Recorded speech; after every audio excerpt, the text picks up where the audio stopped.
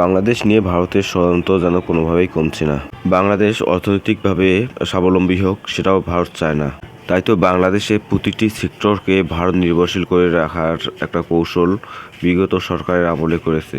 ৭১-এর পর বাংলাদেশকে মৌখিক ছাড়া অন্য কোনোভাবেই ভারত বাংলাদেশকে স্বাধীন রাষ্ট্র হিসেবে মানতে নারাজ। এর অন্যতম দৃষ্টান্ত হলো ১৬ ডিসেম্বর বাংলাদেশের স্বাধীনতাকে তাদের দেশের স্বাধীনতা মনে করা। বাংলাদেশ সামরিক দিক দিয়ে স্বাবলম্বী হোক, এটা ভারত কখনোই চায়নি।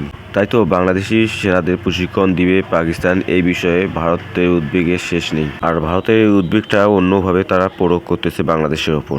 স্ক্রিনে আপনারা হয়তো দেখতে পাচ্ছেন, বাংলাদেশকে স্বাস্থ্যগত গাড়ির শতাংশ রপ্তানি বন্ধের ঘোষণা দিয়েছে দিল্লি ব্যবসায়ীরা।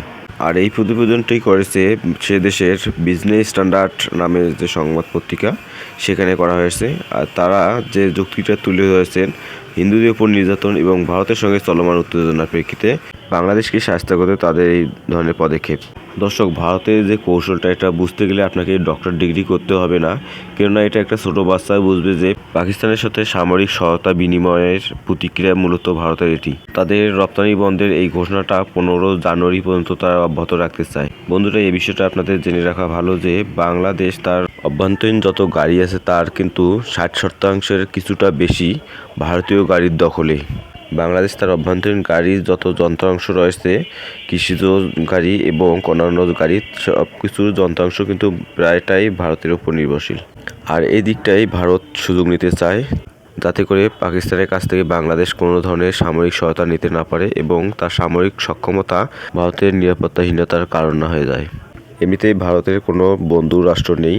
এক্ষেত্রে যদি বাংলাদেশ সামরিক দিক দিয়ে সমৃদ্ধ হয়, তাহলে কিন্তু ভারতের জন্য সেটা হুমকি হয়ে দাঁড়াবে, এটা ভারত মনে করতেছে। আর এই জন্য যত ধরনের নিষেধাজ্ঞা রয়েছে সেগুলো প্রয়োগ করার চেষ্টা করতেছে। তবে মজার বিষয় হলো যে ভারত ইতিমধ্যেই বাংলাদেশের ২৪,৬৯০ টন চাল রপ্তানি করেছে। ভারত বাংলাদেশকে তার পণ্যের বাজার হিসেবে রাখতে চায় এবং কেউ যাতে করে বাংলাদেশকে সামরিক দিক দিয়ে সহায়তা করতে না পারে, সামরিক থেকে সমৃদ্ধ হতে না পারে, এ নিয়ে ভারত বিভিন্ন ধরনের ষড়যন্ত্রের ছক কষতেছে। কেউ যদি মনে করে এটা একটি নির্দিষ্ট দলের কারণে, তাহলে তাদের ধারণা ভুল।